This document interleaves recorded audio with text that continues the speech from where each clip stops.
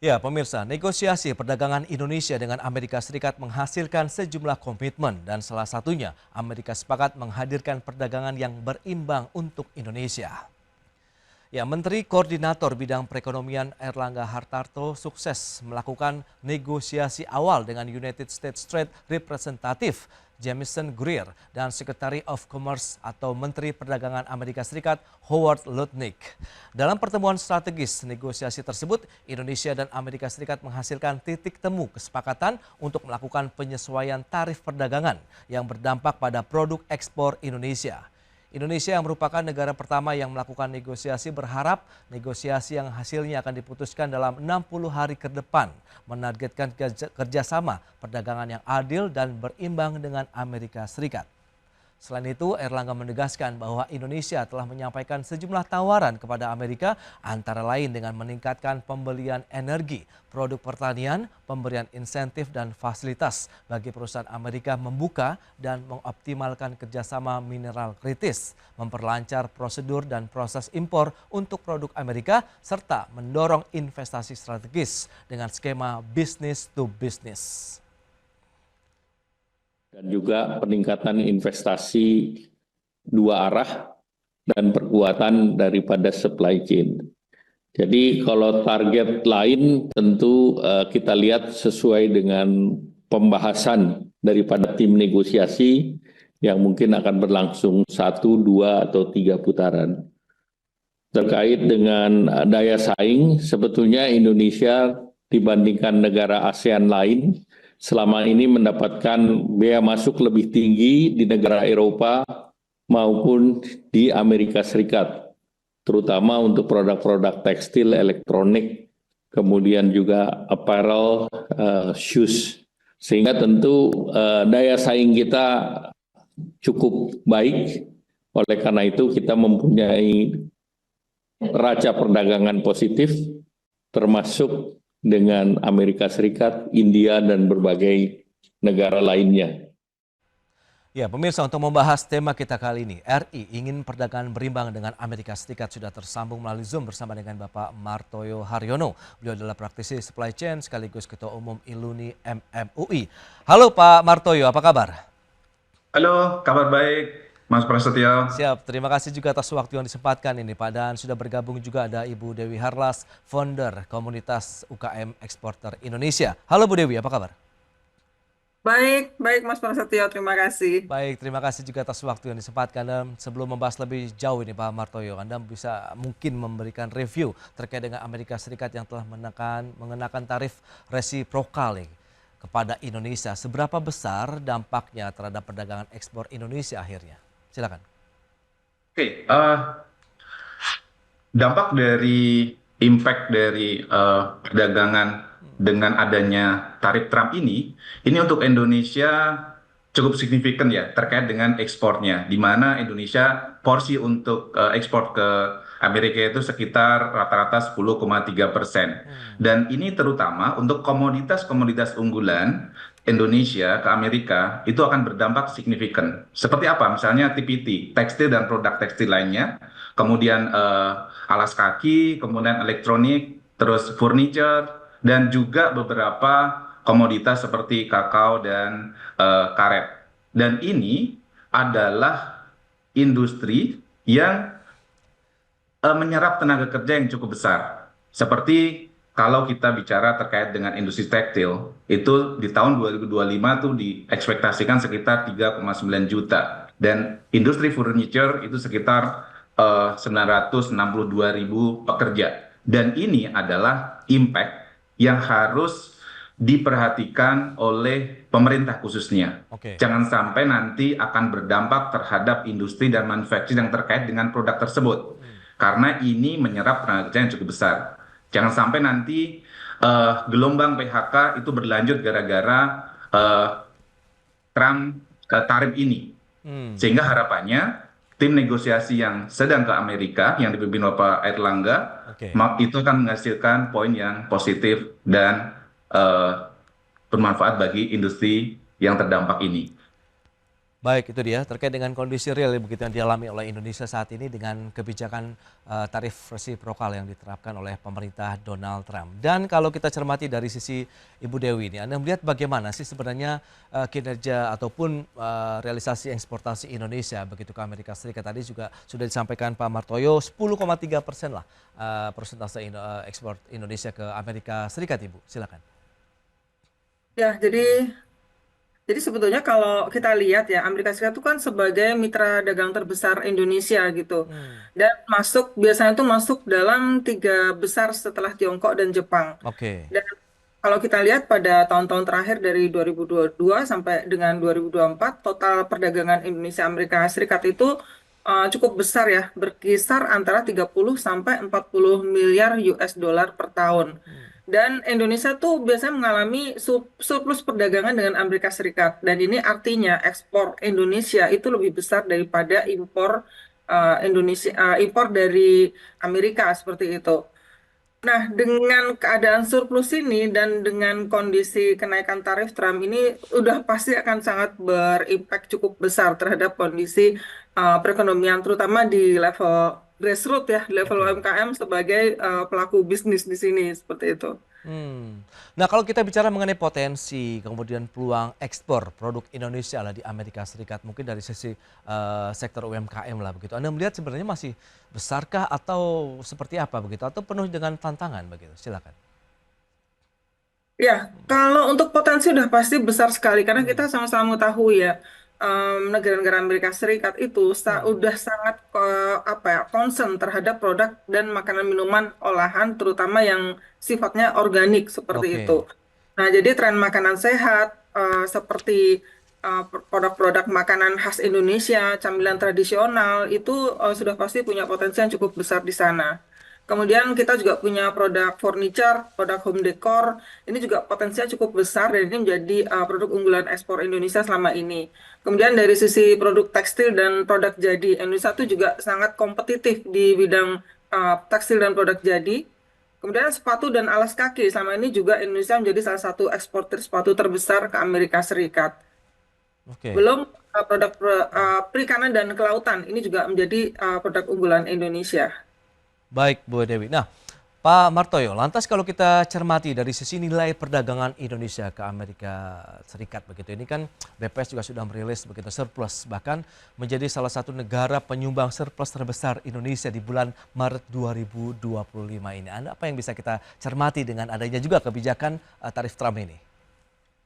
Oke, dengan adanya tambahan tarif sekitar 32% ya, on top of yang saat ini, Ya. maka itu tentunya akan menambah biaya ekspor. Hmm, Dengan ada menambah biaya ekspor, maka harga kita produk dari Indonesia itu tidak kompetitif, kurang kompetitif. oke. Dan artinya ketika seperti ini maka volume ekspor akan berkurang. Dan akhirnya yang terjadi adalah manufacturer atau industri akan mengurangi produksi. Dan Oke. ketika mengurangi produksi, maka konsekuensi logisnya adalah bisa jadi beberapa manufacturer akan mengurangi para pekerja atau PHK gitu ya. Ini impact secara sequential. Jadi ini yang perlu segera menjadi perhatian oleh pemerintah agar tidak terjadi ke depannya.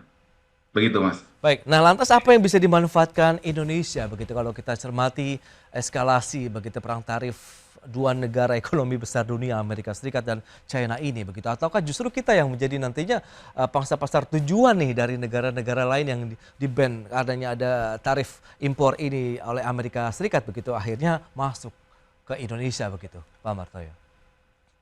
Di dalam setiap krisis tentu selalu ada peluang. Hmm, Dan di sini adalah kecerdikan para negosiator di Indonesia diperlukan. Di mana dengan adanya ini sebenarnya kalau kita bicara perang itu eh, antara China dan Amerika ya yang oke. saat ini masih saling saling ngotot gitu ya. Hmm, Nah, artinya ini akan memberikan peluang ekspor juga ya, oke. yang tadinya bisa mencari pasar baru, kemudian menggantikan produk Cina misalnya, Hmm, dan meningkatkan pangsa pasar di tempat lain yang tadinya mungkin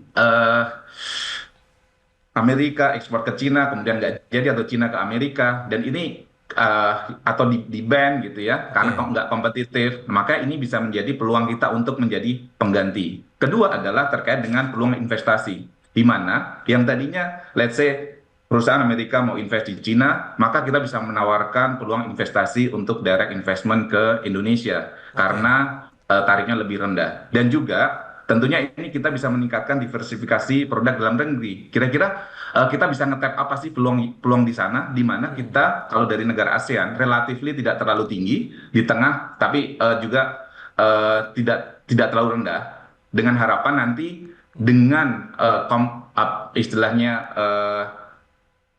market Indonesia yang cukup besar, kemudian kita punya competitive advantage di sisi komoditas alam, maka itu bisa menjadikan peluang baru bagi Indonesia. Dan juga Indonesia ini terkenal dengan handmade-nya, furniture-nya, kemudian beberapa produk yang hanya ada di Indonesia. Itu harapannya bisa menjadi peluang baru untuk kita.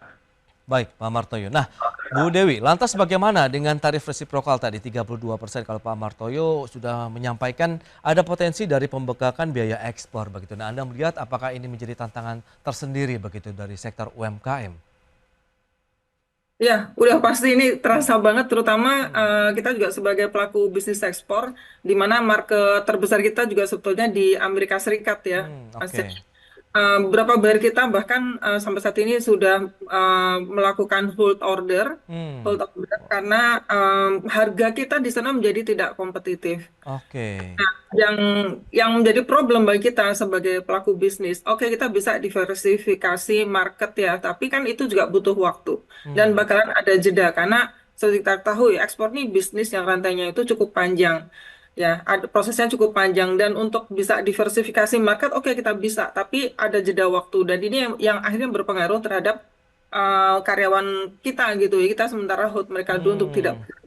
sampai kita bisa mendapatkan market yang baru seperti itu. Oke, dan saat ini kan kita tahu proses negosiasi juga tengah dilakukan oleh pemerintah Indonesia begitu dan kita akan menunggu meskipun kita tahu ada jeda waktu begitu 90 hari dan sekarang tinggal menghitung hari lagi. Kita akan lihat strateginya yang juga akan dilakukan teman-teman UKM seperti apa, kemudian bagaimana kolaborasi kebijakan pemerintah, dunia usaha begitu dan pelaku ekonomi. Kita bahas nanti di segmen berikutnya. Ibu Dewi, Pak Martoyo, kita akan jeda dulu sebentar ya dan pemirsa, kami akan segera kembali usai pariwara berikut ini.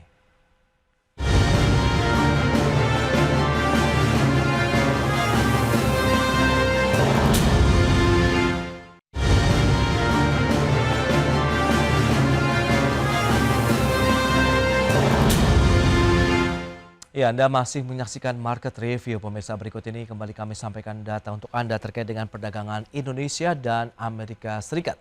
Ya, seperti yang bisa Anda saksikan di layar televisi Anda, kita akan cermati bersama surplus perdagangan di tahun 2015 sampai dengan 2025 antara Indonesia dan Amerika ini terjadi sekitar 115,78 miliar dolar Amerika Serikat atau 55,9% total neraca perdagangan Indonesia. Sementara untuk nilai perdagangan dari tahun 2021 sampai dengan 2024 mencapai 133,89 miliar dolar Amerika Serikat. Dan selanjutnya kita lihat nilai ekspor Indonesia ke Amerika Serikat. Ini dari tahun 2022 sampai dengan 2024 dan Januari-Maret ini cenderung turun begitu ya. Terakhir Januari-Maret ini baru menyentuh 4,32 miliar dolar Amerika kalau kita bandingkan dengan full year di tahun 2024 yang mencapai 21,51 miliar dolar Amerika Serikat. PR-nya masih panjang karena kita tahu ada kebijakan resiprokal juga yang diterapkan oleh pemerintah Amerika Serikat. Berikutnya komoditas unggulan ekspor Indonesia ke Amerika Serikat. Ada mesin dan perlengkapan elektrik ini mencapai 1,22 miliar dolar, kemudian alas kaki, pakaian dan aksesoris rajutan, kemudian pakaian dan aksesoris bukan rajutan, serta minyak sawit. Itu dia beberapa komoditas unggulan ekspor Indonesia ke Amerika Serikat. Baik, kita lanjutkan kembali perbincangan bersama dengan Bapak Martoyo Haryono, beliau adalah praktisi supply chain, kemudian Ketua Umum Iluni MMUI, dan juga Ibu Dewi Harlas, founder komunitas UKM Eksporter Indonesia. Nah, mencermati beberapa data yang tadi sudah disampaikan. Nah, Pak Martoyo, lantas apa yang bisa kita cermati? Kinerja perdagangan Indonesia, nilai eksportasinya ke Amerika Serikat ini cenderung turun dari tahun 2022 sampai dengan 2024. Kemudian di bulan Maret saja baru 4,32 miliar dolar Amerika Serikat. Silakan Pak Martoyo. Eh, ini menjadi PR kita ya, artinya antara pemerintah dan juga pelaku industri. Di mana kalau kita lihat mungkin apa namanya di industri kadang ada keluhan bahwa di Indonesia ini untuk ekspor saja izinnya terlalu banyak. Jadi Oke. harapannya pemerintah itu memberikan support ya, baik support secara kemudahan regulasi, izin maupun fasilitas yang bisa menjadikan simplify proses di mana itu bisa satu pintu, terus Oke. kemudian tidak berbelit. Ini yang dihadapin oleh para industri. Sehingga kita juga bisa meningkatkan ekspor ke Amerika ini. Dan tentunya kita yang perlu diingat adalah bahwa pentingnya peran perwakilan negara kita di Amerika sana Ya. untuk bisa membantu mewakilin eh, tim di Indonesia untuk bisa membantu istilahnya memarketingkan produk-produk di Indonesia dan memberikan peluang, memberikan informasi buat parties baik yang ada di pengusaha di Indonesia maupun peluang yang ada di Amerika. Sehingga harapannya adalah peran dari para duta besar itu adalah juga sebagai chief marketing officer-nya untuk produk-produk Indonesia.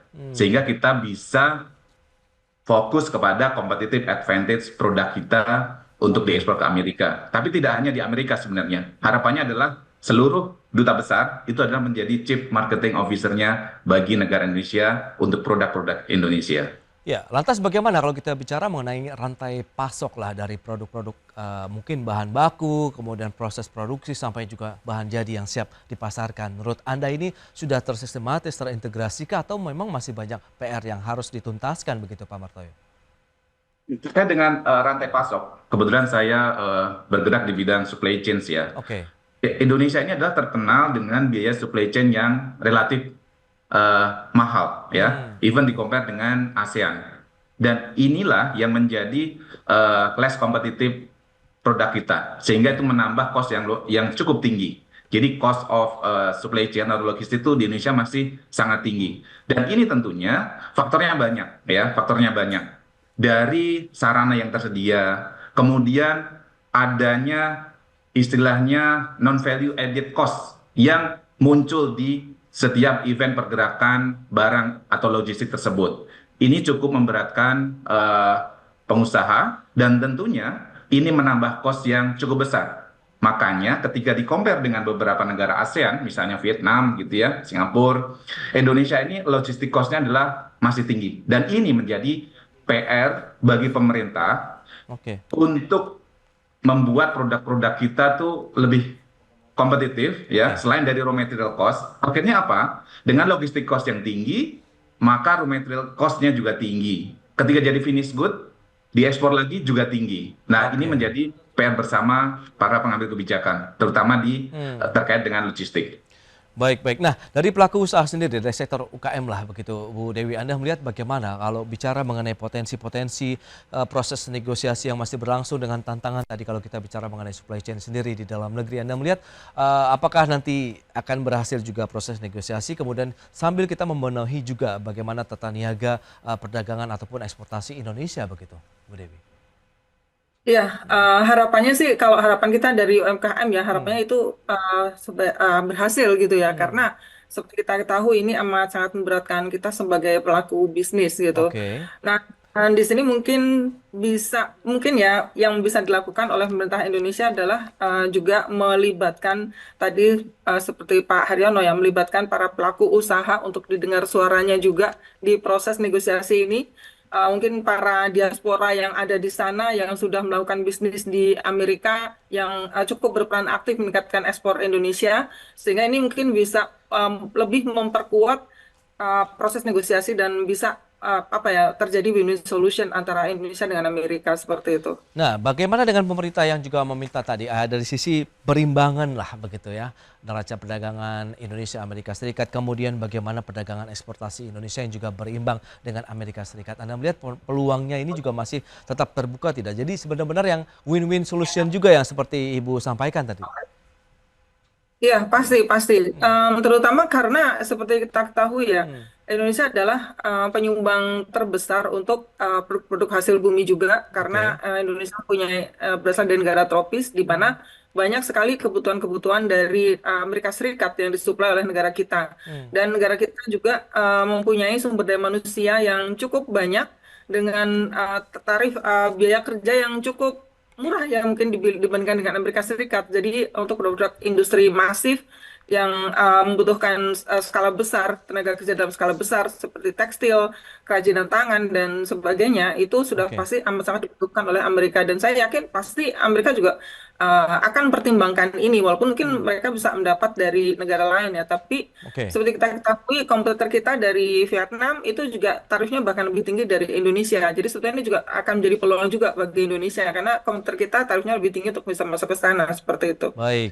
Terakhir Pak Martoyo, bagaimana Anda melihat kesimpulan untuk kondisi hari ini begitu? Potensi Indonesia bisa mendapatkan kondisi berimbangan begitu dari sisi perdagangan Indonesia Amerika Serikat. Oke. Misinya adalah harus sukses ya. Karena apa? Alasan untuk kita bisa sukses atau win-win solution itu cukup banyak. Satu, bahwa produk kita adalah bukan direct competition produk-produk US. Di mana tidak seperti produk-produk dari China yang memang face a face ya. Jadi Indonesia adalah dikonsider bukan sebagai ancaman bagi Amerika Serikat. Kedua adalah barang-barang yang diproduksi tadi seperti tekstil, produk tekstil, kemudian furniture, kemudian kaos kaki dan lain-lain, komoditi lainnya, itu adalah yang membutuhkan tenaga kerja banyak. Which is Indonesia mempunyai competitive advantage dari labor cost, seperti yang disebutkan Dewi tadi. Dan ini adalah sulit untuk difulfill oleh Amerika sendiri. Dan Indonesia adalah negara yang berkembang, di mana membutuhkan banyak produk-produk high-tech dari Amerika. Misalnya apa? Data center, gitu ya. Data center itu bisnis yang sedang growing luar biasa, dan kita dengar Microsoft sempat invest, kemudian gara-gara case yang muncul akhir-akhir ini, dia sempat pull out sebentar. Harapannya itu bisa dilanjutkan. Sehingga cukup besar alasannya untuk kita sukses, dan harus sukses misinya dengan berbagai pertimbangan tadi. Baik, kita tinggal tunggu saja, semoga mendapatkan hasil yang positif ya terkait dengan proses negosiasi antara pemerintah Indonesia dan juga Amerika Serikat yang tengah berlangsung sampai saat ini. Baik Pak Martoyo, kemudian Ibu Dewi, terima kasih banyak atas informasi update yang sudah disampaikan kepada pemirsa pada hari ini. Selamat melanjutkan aktivitas Anda kembali, salam sehat, sampai berjumpa kembali. Terima kasih Pak. Baik pemirsa, 1 jam sudah saya menemani Anda dalam market review, dan perbaharui terus informasi Anda hanya di IDX Channel, your trustworthy and comprehensive investment reference. Karena urusan masa depan harus terdepan. Aku investor saham. Saya Prasetyo Wibowo beserta seluruh kerabat kerja yang bertugas pamit undur diri. Terima kasih, sampai jumpa.